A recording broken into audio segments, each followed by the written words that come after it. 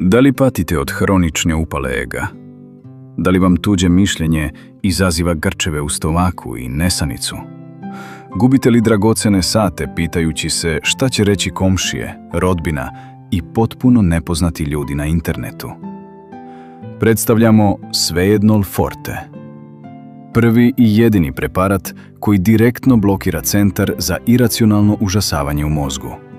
Aktivna supstanca Bašmebrigin, 500 mg. Samo jedna kapsula dnevno stvara neprobojni štit oko vaše zone komfora. Svejednol Forte, jer vaš duševni mir nema cenu.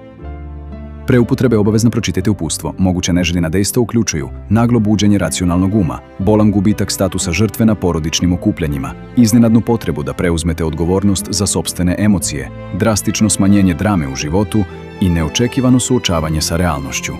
Nije kompatibilan sa pasivnom agresijom i večitim izgovorima. Čuvati van domašaja onih koji uživaju u sopstvenoj patnji.